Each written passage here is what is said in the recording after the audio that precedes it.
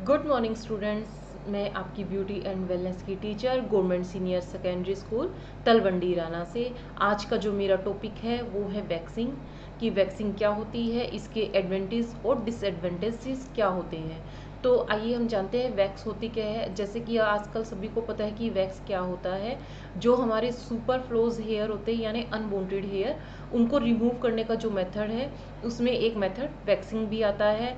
अब हमारे जैसे कुछ वांटेड हेयर्स होते हैं, सुपर फ्लोज हेयर को पहले हम पहचानेंगे कि वो क्या होते हैं। जैसे हमारे आईब्रोज के हेयर्स हैं और हमारे हेड के जो हेयर्स हैं वो हमारे वांटेड है, यानी कि ये हमारे इच्छिक है। अगर ये नहीं होंगे तो ये हमारी ब्यूटी को क्या करेंगे, डैमेज कर देंगे, इसलिए ये हेयर्स हमें चाहिए। लेकिन इसके अलावा जो एक्स्ट्रा हेयर्स है, आईब्रोज में एक्स्ट्रा हेयर्स हो गए, अपर लिप्स में जो एक्स्ट्रा हेयर्स हो गए, और जो हमारे हैंड पर और लेग्स पर जो एक्स्ट्रा हेयर हो गए, वो हमें पसंद नहीं होते, वो हमारी जो पर्सनैलिटी है उसको ख़राब करते हैं। इसलिए इन हेयर्स को रिमूव करने के लिए बहुत सारे जो है मेथड्स होते हैं, जिन मेथड के अंदर दो टाइप के मेथड जो है हमारे चलते हैं, एक एपिलेटरी और एक डेपिलेटरी। तो जो मेथड है इन एपिलेटरी और डेपिलेटरी में क्या होता है, एक परमानेंट और एक टेम्परेरी मेथड होता है। परमानेंट मेथड किसे कहते हैं, जिसके अंदर हम लॉन्ग लास्टिंग यानी कि बहुत लंबे टाइम तक के लिए, हमेशा हमेशा के लिए जो हेयर्स को रिमूव कर देते हैं। तो जैसे हो गए लेज़र्स, लेज़र की प्रक्रिया हो गई, और इलेक्ट्रोलाइसिस हो गया, और इसके अलावा और भी गैल्वेनिक प्रक्रिया होगी। तो ये जो है ये क्या होती हैं, इनको प्रक्रिया को बोलते हैं एपिलेशन।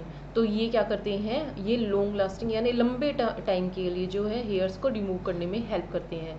और जो वैक्सिंग है, वैक्सिंग आती है डेपिलेशन में। डेपिलेशन की प्रक्रिया वो होती है जो टेम्पररी हेयर्स को रिमूव करने में हेल्प करती है।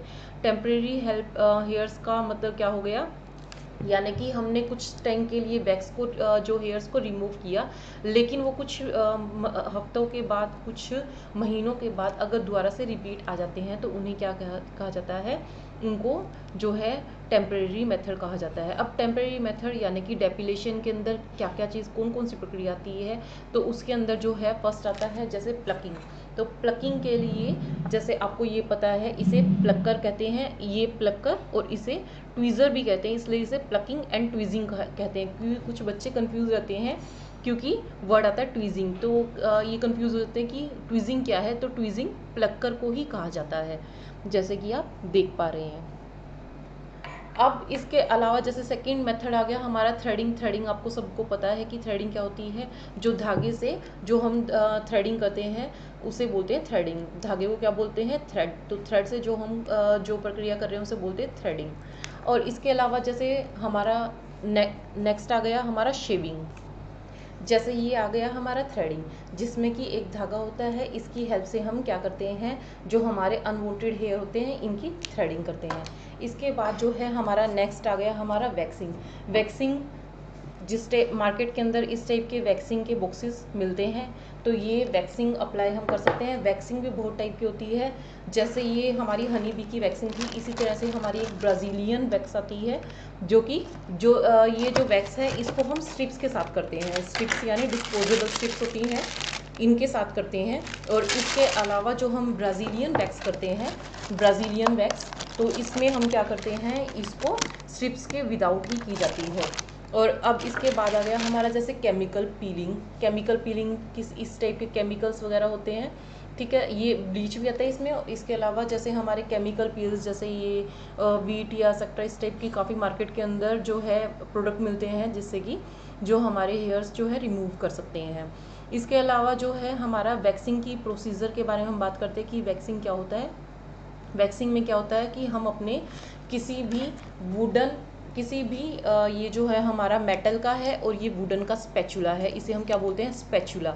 तो ये स्पैचुला होता है, इसके जो थ्रू है हम इसमें वैक्स को इतना नीट एंड क्लीन लेंगे, इतनी इक्वल क्वांटिटी के अंदर लेंगे कि इसको हम अपने जहाँ पर हमारे हेयर्स हैं वहाँ पर हमने इसे अप्लाई करना है। जब ये कूल हो जाए तो हम स्ट्रिप्स की हेल्प से इनको रिमूव कर देंगे।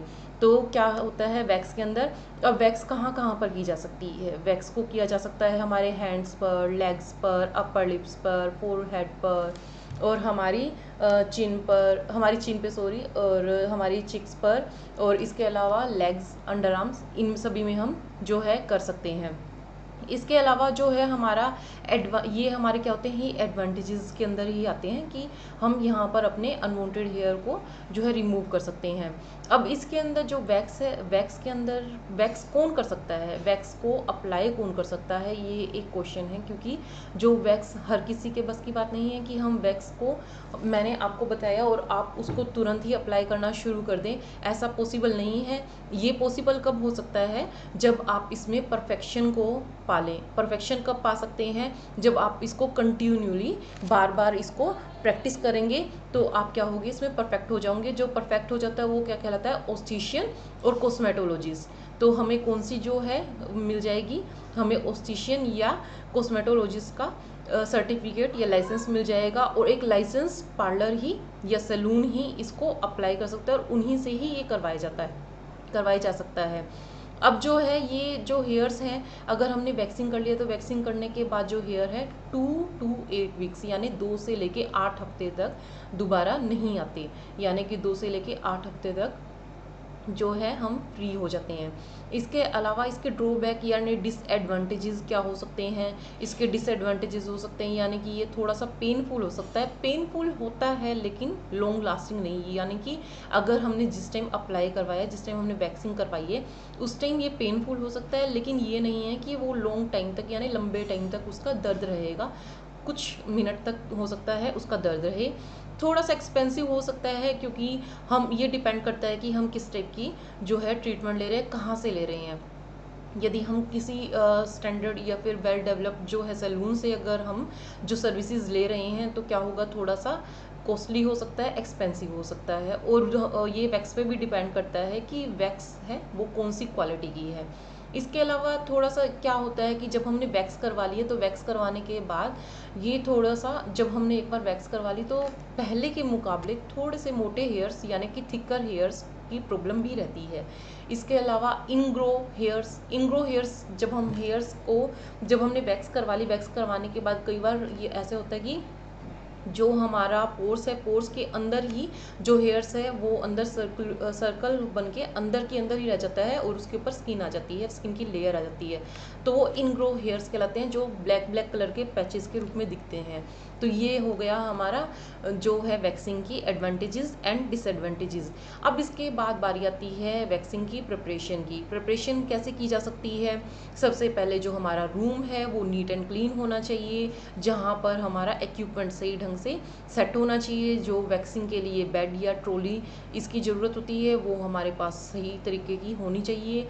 और इसके अलावा जो है कंटेनर होना चाहिए। कंटेनर कौन सा, डिसइंफेक्टेंट, यानी कि डिसइंफेक्टेंट का मतलब क्या हुआ कि वहाँ पर सैनिटाइज़र, डेटोल, ऐसा मतलब कि कुछ ऐसी व्यवस्था होनी चाहिए जिससे अगर अचानक से कोई प्रॉब्लम हो जाए, कहीं पर कोई कट या चोट लग जाए तो हम उसको जल्दी से उसको साफ़ कर सकें। और इसके अलावा गार्बेज कंटेनर का मतलब क्या हुआ कि अगर हमने जब भी वैक्स वगैरह को यूज़ किया, वैक्स को यूज़ करने के बाद हम उसको डस्टबिन वगैरह में जो डाल सकते हैं उसे गार्बेज बोलते हैं, गार्बेज कंटेनर होना चाहिए। इसके बाद टूल एंड इक्विपमेंट्स मैंने आपको काफ़ी हद तक दिखा दिए हैं, लेकिन आपको फिर से बता देती हूँ। जैसे नंबर 1 पे हम कर सकते हैं antiseptic hand cleanser. Antiseptic hand cleanser का मतलब क्या हुआ, जैसे आजकल आपको सबको पता है क्योंकि अभी कॉमन हो चुका है कि सैनिटाइज़र का उपयोग बताया जाता है, जो हमारे ब्यूटी वेलनेस में हाइजीन के तौर पर हमेशा से ही बताया जा रहा है। तो हमें सबसे पहले क्या करना होता है, हमें सैनिटाइज़र यूज़ करना होता है। जैसे ये सैनिटाइज़र मार्केट में अलग अलग कंपनी और अलग अलग क्वालिटी के होते हैं। तो हमने क्या करना है, अपने हैंड्स पर सैनिटाइज़र को लेके अच्छे से पहले हमने हैंड वॉश करने हैं। हैंड वॉश करने के बाद जब भी हमने वैक्स करनी है, अप्लाई करनी है, तो उससे पहले हमने क्या करना है, सैनिटाइज़र को अप्लाई करना है। सैनिटाइज़र को अप्लाई करने के बाद ही हमने कोई काम करना है। इसके अलावा हमने क्लाइंट को भी सैनिटाइजिंग कर सकते हैं, यानी कि उसे भी सैनिटाइज़र दे सकते हैं। इसके अलावा हमारे पास क्या होना चाहिए, वैक्स होनी चाहिए। वैक्स ये डिपेंड करता है कि हमारे पास हमने कौन सी वैक्स करनी है।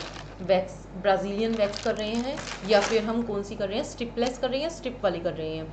फिर इसके बाद आ गया हमारी, जैसे ये स्पैचुलाज हो गए, हमने कौन सा स्पैचुला यूज़ करना है, मेटल का और वुडन का। इसके अलावा क्या होना चाहिए, हमारे पास पाउडर होना चाहिए। पाउडर क्या है, जैसे ये पाउडर है, हम इसको अप्लाई करते हैं। पाउडर क्यों अप्लाई किया जाता है? पाउडर इसलिए अप्लाई किया जाता है ताकि जो हमारी स्किन के ऊपर मॉइस्चर है, मॉइस्चर यानी कि नमी सी होती है, पसीना आ जाता है, या फिर कहीं पर कोई क्रीम वगैरह लगी हुई है, अगर उसकी चिकनाई अगर हमारे उसके ऊपर बॉडी के ऊपर रह गई है तो क्या होगा, वैक्सिंग सही तरीके से नहीं चलेगी। और इसके अलावा और क्या होगा, हमारे पास हमारी सेफ्टी के लिए और कस्टमर की सेफ्टी के लिए एक टॉवल होना ज़रूरी है, जो कि क्लाइंट के हमने बॉडी के ऊपर हमने इसको कवर कर देना है ताकि उसके कपड़े गंदे ना हो या फिर हाइजीन की इशू भी ना हो किसी भी प्रकार का। और जितना हो सके अगर हमें ज़रूरत हो तो क्लाइंट को अगर गाउन पहनने के लिए चेंज करने के लिए कुछ देना है तो हम उसे वो भी दे सकते हैं। इसके अलावा और क्या चाहिए हमें, और हमें चाहिए मॉइस्चराइज़र। जैसे हमने हमारे पास जैसे ये हैंड मॉइस्चराइज़र है, इसके अलावा आपका जो भी मन करे किसी भी अलग कंपनी का अच्छी मॉइस्चराइज़र को हम अप्लाई कर सकते हैं। और हमारा क्या रह गया, हमारे जैसे ग्लव्स हैं, अगर हमें ज़रूरत है तो हम ग्लव्स पहनकर भी वो कर सकते हैं। अच्छा, अब ये प्रक्रिया स्टार्ट करने से पहले मैं आपको दो चीज़ जो मेरी रह गई थी वो भी आपको बता देती हूँ। जो डेपिलेशन थी यानी कि वैक्सिंग के अंदर दो हमारी चीज़ रह गई थी, उसमें एक था प्यूमिक स्टोन। प्यूमिक स्टोन से भी हमारा, प्यूमिक स्टोन कैसे होते हैं, जो घर में बड़ी लेडीज़ होती हैं तो वो एक रेड कलर का जो पत्थर का रेड कलर का जो होता है प्यूमिक स्टोन, वो डेली नहाते वक्त अपने हाथ पर पैर पर करती थी तो उनके बाल हेयर जो थे उनकी ग्रोथ कम होती थी। तो इसी तरह से हम प्यूमिक स्टोन किस में यूज़ करते हैं, मैनिक्योर पेडिक्योर में भी यूज़ करते हैं। और इसके अलावा हम कहाँ पर यूज़ करते हैं, जब अगर हम डेली अपने बाथरूम में भी रख सकते हैं, अपने हाथ को और पैरों को साफ करने के लिए भी इसका यूज़ कर सकते हैं। डेपिलेशन के अंदर एक और रह गया था रेज़र, जो मोस्टली मैन यूज़ करते हैं, लेडीज़ का भी आजकल चलता है, जो हाथ पर और पैरों पर इस टाइप से रेज़र भी कर सकते हैं। चलिए, अब ये बीच में जो दो टॉपिक रह गए थे तो इसलिए मुझे कवर करने के लिए मैंने इसको बीच में लिया, लेकिन अब हम चलते हैं नेक्स्ट उसी पर जो हमारे वैक्स का प्रोसीजर चल रहा था। उसमें एक होता है ड्रेस कोड। ड्रेस कोड, अगर हम किसी सैलून में काम कर रहे हैं तो वहाँ का ड्रेस कोड क्या है, हमें उसी को फॉलो करना होता है।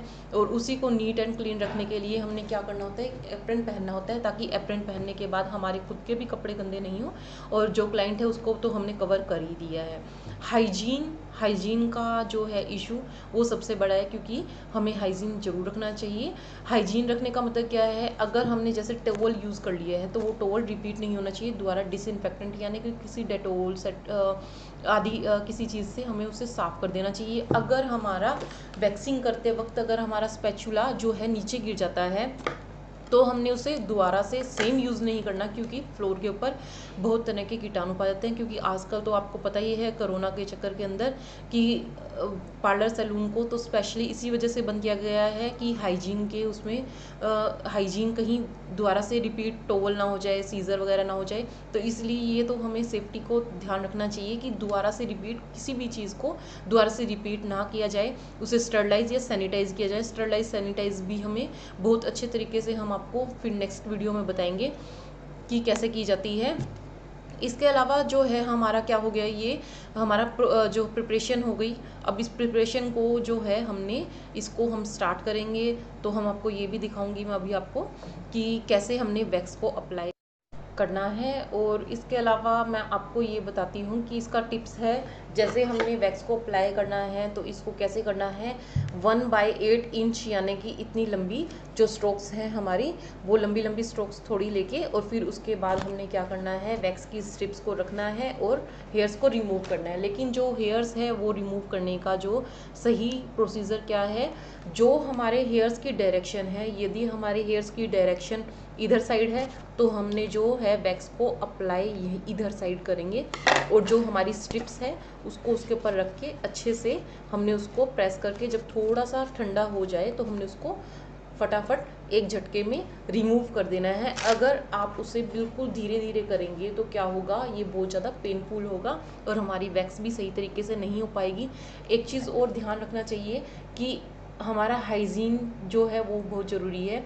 वैक्स को करते वक्त अगर हमने वैक्स का बॉक्स ले रखा है और उसको हमने डिप कर दिया है इसमें वैक्स के अंदर, तो वो क्या होगा, वो ये जो स्पैचुला है ये नीचे तक गर्म हो जाएगा जो कि अगर हमने क्लाइंट के आर्म्स पे या लेग्स पे रखी तो रखते ही उसकी जो स्किन है वो रेड हो जाएगी या जल जाएगी, बर्न हो जाएगी, और इसके जो है निशान लॉन्ग टाइम तक नहीं जाते। तो इसलिए हमें स्पेशली इसका ध्यान रखना है कि इसको हमने ज़्यादा गर्म नहीं होने देना है।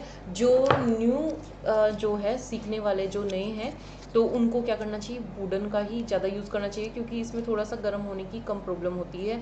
तो हमने क्या करना है, वैक्स को उसमें डिप करना है और अच्छे से स्प्रेड होने देना है। एक जगह पर इकट्ठा वैक्स को यूज़ नहीं करना है। अगर ज़्यादा वैक्स गर्म होगी तो वो क्या करेगी, एकदम से इधर पिघल के कॉर्नर तक पहुंच जाएगी, ज़्यादा गर्म होगी। अगर हमने उसको क्लाइंट के जो ऊपर अप्लाई कर दिया तो उससे क्या होगा, उसका छाले होने का भी डर रहेगा। इसलिए हमने क्या करना है, हमने ये ध्यान रखना है कि जो है स्पैचुला हमारा उसको अच्छे से स्प्रेड होना चाहिए। वैक्स की हमने अच्छे से चेक कर लेना है कि कहीं वो ज़्यादा गर्म ना हो। अगर ज़्यादा ठंडी होगी तो वो भी असर नहीं करेगी, इसलिए उसे क्या होना चाहिए, उसको मीडियम टेम्परेचर पर होना चाहिए, ना तो बहुत ज़्यादा गर्म ना बहुत ज़्यादा ठंडा। अच्छा, वैक्स भी हम घर पे बना सकते हैं, इसके लिए भी आपको प्रोसीजर है वो नेक्स्ट वीडियो में ही बताऊंगी, क्योंकि अब ये ज़्यादा लॉन्ग हो जाएगा। तो अभी हम कैसे अप्लाई करना है, हम सिर्फ उसी के बारे में बात कर रहे हैं। तो उसके बारे में हम क्या बात कर रहे हैं कि वैक्स को हमने हेयर्स की डायरेक्शन में अप्लाई करना है, लेकिन रिमूव ऑपोजिट डायरेक्शन में करना है। रिमूव करने के लिए हमारे कुछ पोस्चर होते हैं, जैसे हमारी यहाँ फिंगर्स पर हमने कैसे करना है, हमारे हैंड्स को इस टाइप से करवाना है, कस्टमर की हैंड्स को इस टाइप से करवाना है, ताकि यहाँ पर हम अप्लाई कर दें वैक्स को और यहाँ से रिमूव कर दिया जाए। अच्छा, अब इसके अलावा जो हमारे हैंड्स पर अगर हमारे हेयर्स इधर है तो हम इधर साइड करेंगे वैक्स को, और अगर अंदर की साइड यानी इंटरनल अंदर की तरफ है घूमे हुए तो अंदर की साइड करेंगे। और दूसरा हमारा, हम हैंड को ये पोजीशन में भी लेके जाएंगे ताकि जो है हमारा एक साथ पूरा हाथ जो है कवर हो जाए। स्ट्रेट हैंड के अंदर भी हम वैक्स करके हम उसे कवर करवा सकते हैं। इसी टाइप से हम अपने हैंड को यहाँ हम अपने हैंड्स पर भी इस टाइप से यहाँ वैक्स कर सकते हैं। तो इसकी स्ट्रेचिंग भी बहुत ज़रूरी है। अगर आप वैक्स कर रहे हैं, हमारी स्किन लूज़ है तो इसको पकड़ना ज़रूरी है, थोड़ा सा पकड़ के फिर वैक्स कीजिएगा, क्योंकि क्या हो जाएगी, स्किन लूज़ हो जाएगी। तो चलिए अब हम वैक्सिंग के प्रोसीजर को जानते हैं कि वैक्सिंग का प्रोसीजर कैसे होता है, कैसे वैक्स की जाती है। आइए अब हम जानते हैं कि वैक्स का प्रोसीजर कैसे किया जाता है। वैक्स करने से पहले हम क्लाइंट ने जो भी एक्सेसरी पहन रखी है, जैसे ये वॉच या फिर कुछ भी बैंगल्स, रिंग्स, ये सब हम क्या करेंगे, इसे रिमूव कर देंगे। रिमूव करने के बाद हमने क्या करना है, पाउडर को अप्लाई करना है। पाउडर को अप्लाई करने से क्या होगा, जो पाउडर को हम अच्छे से अप्लाई कर लेंगे, अप्लाई करने से क्या होगा, जितना भी मॉइस्चराइजर है जो हमारे, जो वो पाउडर हमारा हटा देगा, तो उससे वैक्स क्या होगा, थोड़ा सा इजी हो जाएगा। अब हमने क्या लेना है, स्पैचुला लेना है। तो स्पैचुला हमारा नीट एंड क्लीन होना चाहिए और ये स्पेशल सैनिटाइज और स्टरलाइज होना चाहिए, क्योंकि दोबारा से अगर किसी की स्किन पे प्रॉब्लम है तो हम दोबारा किसी और क्लाइंट के ऊपर अगर ये यूज़ करेंगे तो किसी और में भी इन्फेक्शन फैलने का डर रहेगा। तो अब हमने क्या करना है, जैसे मेरे हेयर्स का जो है डायरेक्शन वो बाहर की साइड है, तो मैंने क्या करना है, मैंने वैक्स को लिया। वैक्स को लेने के बाद इसको मैंने चेक किया कि इसकी थिकनेस बिल्कुल एक्यूरेट है, ना तो ये बहुत ज़्यादा थिन है, मतलब कि बिल्कुल पतला है, ना बहुत ज़्यादा गाढ़ा है। अब इसको मैंने क्या किया, जो मेरे हेयर्स की डायरेक्शन है उसमें बिल्कुल क्लीन से डाल लगा लिया। क्योंकि कई बार क्या होता है, कुछ जो है जो ब्यूटिशियनर या फिर सीखने वाले लोग बच्चे क्या करते हैं, उसको एक ही जगह पर बहुत मोटी ड्रॉप डाल देते हैं, जिससे क्या होता है, पेनफुल भी होता है और छाला होने का डर रहता है। अब ये बिल्कुल क्लीन है, इसके ऊपर हमने क्या रखना है, वैक्स की स्ट्रिप को रखना है। वैक्स की स्ट्रिप को रखकर और हमने एक झटके से इसको खींच लेना है, तो इसके अंदर जो हमारे जो छोटे छोटे हेयर्स हैं वो हमारे इसके अंदर आ जाएंगे। अब इसके अलावा जो वैक्स है, वैक्स करने का जो दूसरा तरीका मैंने आपको बताया था, ये हो गई स्ट्रिप वाली, जो ये हो गई डिस्पोजेबल स्ट्रिप। अब जो हमारा नेक्स्ट है वो है, जैसे ये पैराफिन वैक्स है, इसको मैंने क्या किया, इसको मैंने इसमें डाल के और मेल्ट कर लिया। ठीक है, इसको मेल्ट करने के बाद मैंने इसको वुडन स्पैचुला से ही यूज़ किया। अब मैंने क्या किया, इसकी जो है जो वॉर्म करने वाला जो हिस्सा है उसको बंद कर लिया। ये लाइट ऑफ हो गई है क्योंकि ये अब काफ़ी हद तक गर्म हो चुका है। लेकिन जिस हिस्से में मैंने वैक्स किया मैं उस जगह पर इसे अप्लाई नहीं करूँगी, मैं इसको दूसरी जगह पर अप्लाई करूँगी। अच्छा, इसका जो है ये ब्राज़ीलियन वैक्स या पैराफिन वैक्स का एक जो है प्रोसीजर ये होता है, अगर ये हमने एक जगह पर अप्लाई कर दिया तो दोबारा से उसको रीयूज़ नहीं करते, एक ही जगह पर करते हैं। वैक्स के मुकाबले जो ब्राज़ीलियन वैक्स है उसका बेनिफिट ये है कि ये बिल्कुल जो बारीक बारीक जो हमारे हेयर्स होते हैं उसको भी रिमूव करने में हेल्प करती है। तो अब हमने क्या करना है, ये हमने ली ब्राज़ीलियन वैक्स। ये ब्राज़ीलियन वैक्स जो नॉर्मल हमारी हनी वैक्स होती है उसके मुकाबले थोड़ी सी एक्सपेंसिव यानी कॉस्टली होती है। तो अब हमने क्या करना है, इसको थोड़ा सा चेक करना है कि ये ज़्यादा गर्म ना हो। इसको करके हमने जो है स्किन के एक पार्ट के ऊपर हमने लिया। लेने के बाद मैंने इसको रिपीट किया ताकि इसकी थोड़ी सी थिकनेस हो जाए, क्योंकि ये बिल्कुल पतली लेयर होगी तो ये निकलेगा नहीं। तो इसकी मैंने थिकनेस करने के लिए इसे रीयूज़ किया इसी के ऊपर, ताकि ये थोड़ी सी क्या है मोटी हो जाए। अब ये लेयर मोटी हो गई है और बिल्कुल नीट एंड क्लीन आपको ये करनी है। अब इसके बाद इसको थोड़ा सा मैं कूल होने के लिए छोड़ दूँगी। हल्के हल्के हाथ से टच करके मैं चेक कर लूँगी कि ये कूल हो चुका है। जब ये कूल होगा तभी ये काम करेगा। कूल होने के बाद मैंने इसे चेक किया, अब ये अच्छे से सूख चुका है। तो मैं क्या करूँगी, ये जो कॉर्नर्स है वहाँ से ही इसको जो है पकड़ूँगी, क्योंकि ये थोड़ा सा कॉर्नर है पतला है। जितना हम गाढ़ा लेंगे उतना ज़्यादा हमारा जो कॉर्नर्स है वो अपने आप निकल कर आ जाएंगे। अब हमने ये क्या किया, मैं इस कॉर्नर को धीरे धीरे करके रिमूव करने की कोशिश कर रही हूँ। थोड़ा थोड़ा कॉर्नर मैंने उठा के एक झटके से मैंने इसको निकाल दिया, जिसमें ये जो है हेयर्स इसमें चिपक कर आ गए। अब इसमें एक साथ वैक्स का एक बेनिफिट क्या होता है कि हम एक जगह से एक साथ बहुत ज़्यादा क्वांटिटी के अंदर हेयर्स को निकाल सकते हैं। अच्छा, अब इसके बाद हमने ये करने के बाद, जैसे मैंने नॉर्मल वैक्स किया है हनी बी और मैंने ब्राज़ीलियन वैक्स किया। अब इसके बाद मैंने एक जो है पोट के अंदर थोड़ा सा पानी लिया, उसमें स्पंज है, मैंने इसमें मिनरल वाटर डाला है और साथ में मैंने इसमें क्या कर दिया, डिसइंफेक्टेंट यानी कि डेटोल की कुछ ड्रॉप्स डाल दिए हैं। ये अगर जैसे हमने पूरे हैंड पर इसको अप्लाई कर दिया है, अब मैं क्या करूँगी, स्पॉन्ज को अच्छे से उसमें डिप करके और उसको अपनी जो स्किन है उसको क्या करूँगी, क्लीन कर लूँगी। जहाँ पर मैंने नॉर्मल वैक्स की थी, लेकिन जहाँ पर मैंने ब्राज़ीलियन वैक्स की है वो किससे रिमूव होगी, वो होगी ऑयल से। यानी कि मैं थोड़ा सा ऑयल का मसाज या फिर मैंने कुछ क्रीम वगैरह लेके उसको मैं उस जगह पर अप्लाई करके उसे साफ करूँगी। तो इस तरह से जो है हमने क्या करना है, क्लाइंट को पूरा अच्छे से इसको प्रोसीजर देके उसको अच्छे से नीट एंड क्लीन करके उसको हमने क्या करना है, उसको हमने भेजना है। तो इस तरह से मैंने आपको वैक्स का जो है प्रोसीजर।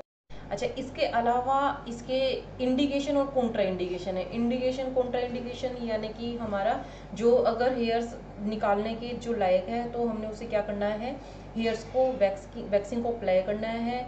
और अगर कॉन्ट्रा इंडिकेशन किसे कहते हैं, अगर किसी को कोई प्रॉब्लम है, स्किन पर कहीं पर कट लगा हुआ है, कोई प्रॉब्लम है, यानी कि किसी को फीवर है और किसी की स्किन सेंसिटिव है, सेंसिटिव स्किन पर भी हम वैक्स को अप्लाई नहीं करेंगे। एलर्जिक स्किन है, दाने हैं बहुत ज़्यादा, तो भी हम इसको वैक्स को अप्लाई नहीं करेंगे। तो ये चीज़ का भी हमें ध्यान रखना है।